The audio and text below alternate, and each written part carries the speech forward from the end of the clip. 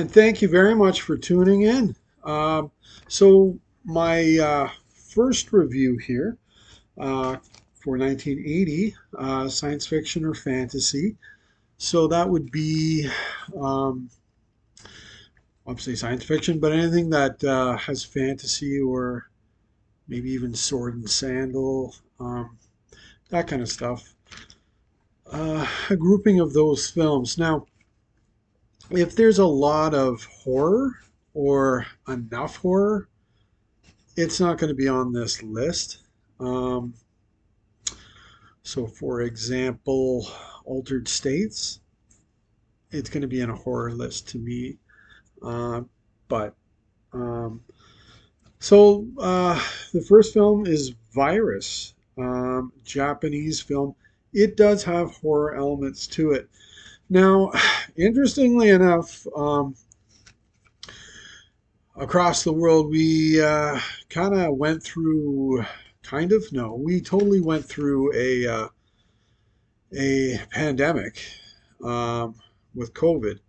So, interestingly enough, this is the first film I'm going to review, deals with a pandemic as well. So, sorry to piss on anybody's parade, um, but that's the film I'm going to do. So, uh, I don't know. Don't want to be referred to as the parade pisser or the name bangler, as there's a lot of Japanese within the production and the acting side of this film that I'm going to talk about here. Um, so it's Virus, but it was released through Toho on June the 28th, 1980, in Japan. Now, it was directed by a Kinji Fukasaku. Now, at this point in his career, he had directed a lot of movies. Not every one, but almost all of them were Japanese. 45 films by this point he had directed.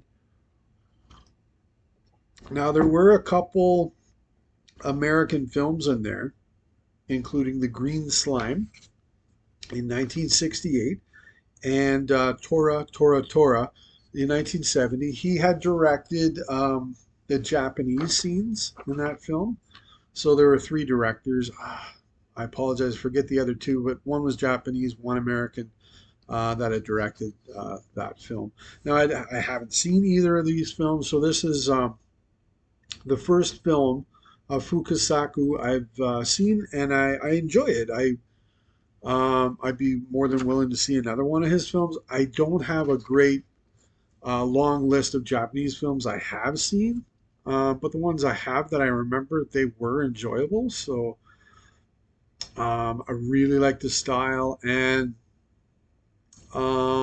yeah, so but it was based on a book released in 1968 um, by Asako Komatsu. Um, Now, another title that this film may be under as well as Virus: The End. When I saw it was under Virus. I saw it on Tubi, which was actually really good because the version it showed had no subtitles. I don't know Japanese. There's a lot of Japanese dialogue, but I was able to turn the English subtitles on so it ran throughout. But when they were speaking in Japanese, it would translate it into English for you. Interestingly, it did not translate it when they speak in Russian, in German, or the title song, part of it is in French, but none of that is translated. So that's kind of interesting, but there's not much dialogue uh, going on with those languages. So but it was really good that the Japanese was translated for me, so I could know what they're talking about. So that was a good thing.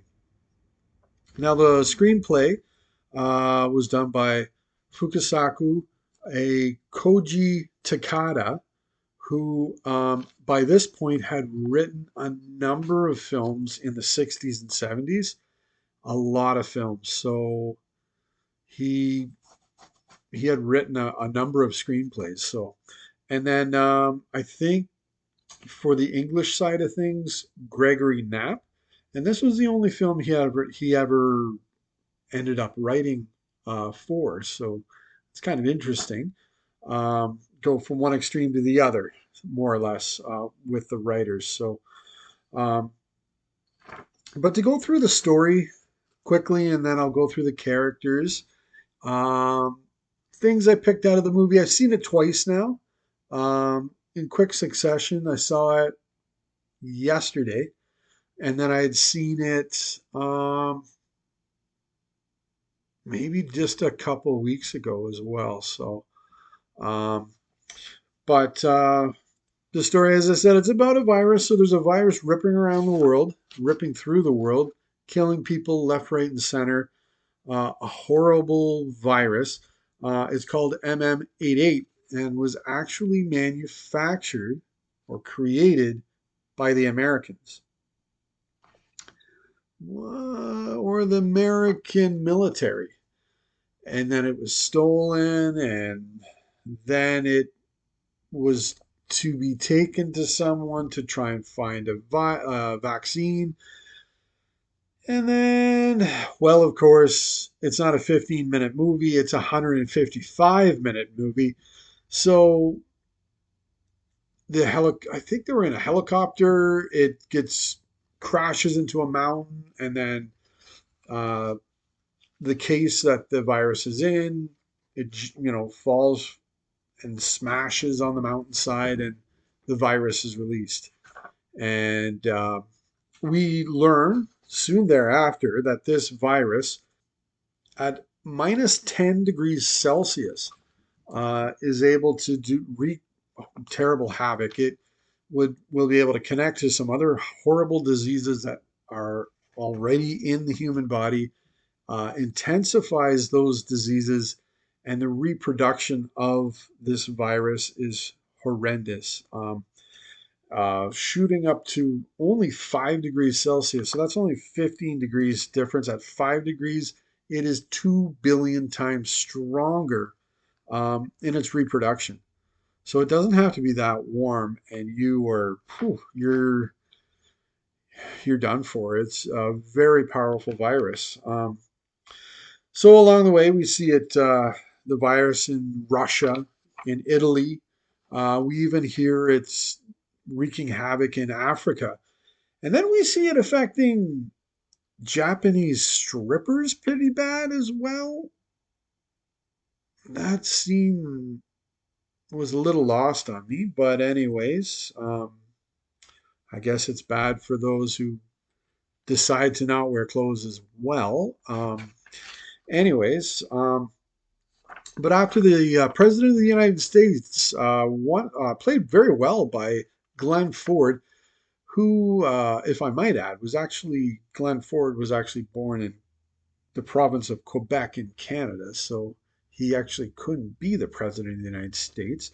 Um, After he's unable to beat the virus and unable to get the greatest minds in the world um, to create a virus to combat this horrible virus. Um, he, as well as Senator Barkley, also very well played by Robert Vaughn, um, come to the conclusion that the people that are in Antarctica, in the camps down there, um, they might be able to survive this because as long as the temperature is below minus 10 down there, the virus goes dormant when the temperature drops below that temperature. So Ford calls down and talks to the American base and lets them know all about this horrible virus that's taken more than a stranglehold on the world. Um, and it's here that we follow our main main main character, Dr. Yoshu Yoshizumi. My apologies. Played very well by a Masu Kusakari. I don't know if I've seen him in anything else, but he does a very good job in the role. Um, it's a very interesting character because he has a very beautiful girlfriend, Noriko. She's a nurse, um, played by Yumi Takigawa. She is in fact pregnant. Uh, he learns of this, but then she says, "Oh, I was just kidding," and he slinks away to Antarctica, and uh, she comes to the conclusion that he doesn't care, and they should no longer be together. And she alone is going to be the lone parent to this child, and she doesn't actually want him to be any part of the child's life. So that's a horrible end to that relationship.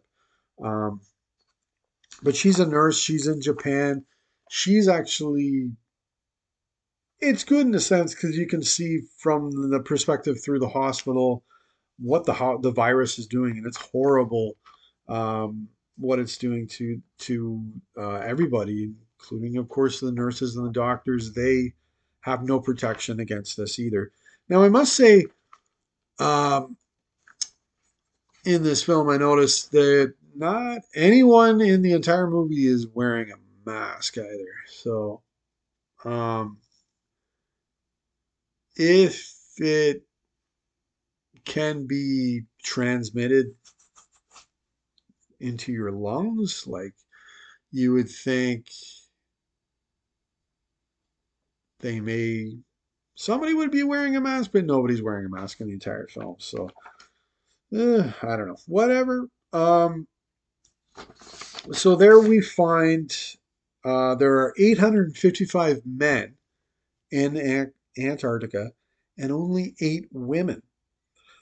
Um, but they have to do their darndest to um, help save humans from the brink of disaster with this virus. Uh, One funny thing I thought was quite funny is there's even fights breaking out over who the father of the babies are. And I was thinking, well, too bad he isn't alive, but you could send Maury Povich down there, and he could find out who the father is of these children. But um, and then we soon learn, soon I guess, that the Americans have turned on their ARS, which is a system that directs missiles to the Russians. So there doesn't even have to be a human being present. It's active, it's running, it's all done by computer, I guess. It will fire missiles at Russia, and in turn, Russia will then fire missiles where they're going to be firing. And one of them is going to be going right to the Antarctic American camp. I think it was Palmer is the name of the camp.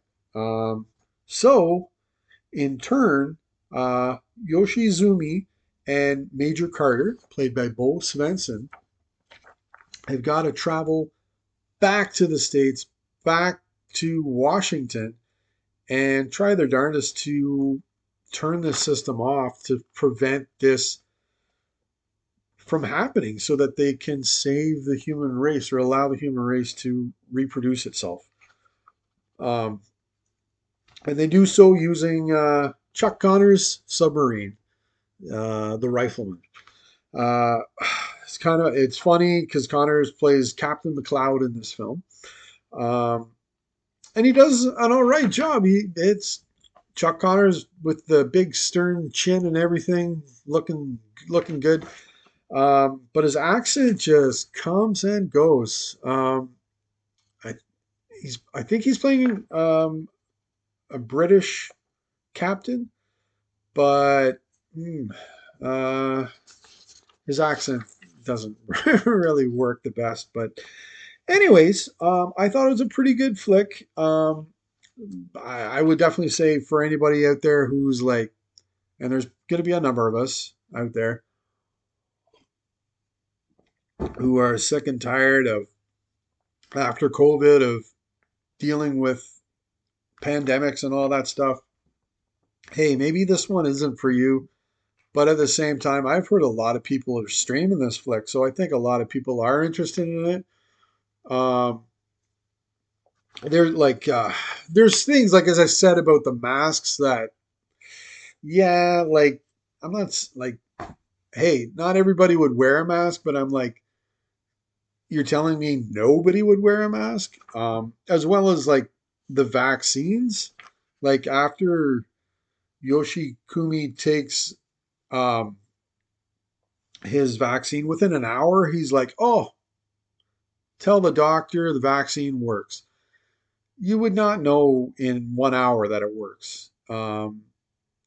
It generally takes 1 to 2 weeks for it to fully go through your system for it to fully be working for you. So you would not know after 1 hour that it's working. So that doesn't work either. The Japanese in this film, within their camp, they decide to go to the next camp, which is the Norwegian camp.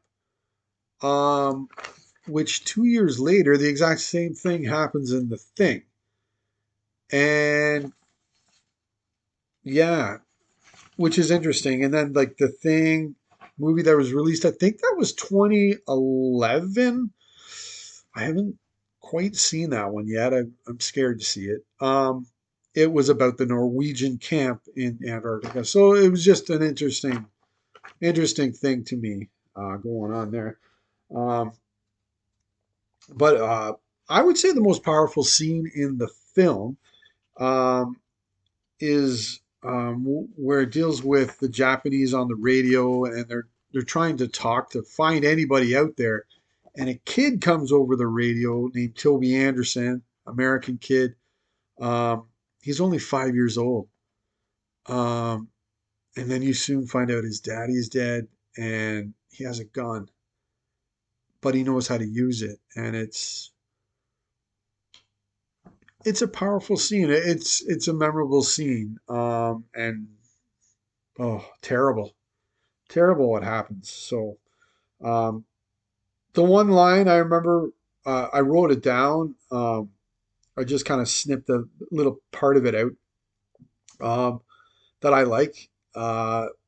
It was actually the guy, the spy who brings MM88 and sells it to like, then tells him, hey, send this to, I think it was Zurich, a particular doctor. He'll be able to find a vaccination for this so that we can save mankind. Um, and then, they're like, well, we would never use this as a weapon or anything against anyone. And he says, like a rational, you would first need a rational mind in order for that to happen, to not use this as a weapon of war. Um, and then he says, any student of history can tell you that a rational mind is not a prerequisite to a position of power. And Captain Obvious would say, no shit. We've seen that through the history of time. Positions of power are usually not given to people that with rational minds. Um, they do irrational things, horrific things. So yeah, that was yeah, I agree, I totally agree with that statement. So um, now the film also starred a number of other American actors, big at the time, such as George Kennedy, Olivia Hussey, who her character is in the Norwegian camp, and you find out she's pregnant as well. So Edward James Olmos, Henry Silva, and Cease Linder, Canadian Cease Linder, um, who I remember from Goldfinger. He played Felix Leiter back in the James Bond films, where every film there's a different Felix Leiter for some reason. But he was in Goldfinger. So now, when this film was released, it was the most expensive Japanese film ever made at that time. The budget was $16 million. Pretty big budget back then. If you translate that into inflation and today's money, that's over $59 million. The budget would be. So looking at inflation and everything like that, this film still would be at or very near the top of the most expensive Japanese films ever made. Um, so that's quite interesting. Janice Ian sings the title song to this film. Was a top 10 hit in Japan, but it was never released in the States. Now, I'm not sure how this film ended up doing at the box office. I'm not quite sure. I believe it would have done really well in Japan. Just an indicator like it was a top 10 hit, the song. So I'm figuring the movie must have done pretty good too. I don't know how it did in the States. To be honest, I never heard of this movie before I watched it, um, which was kind of interesting because there's a number like of big American actors in this.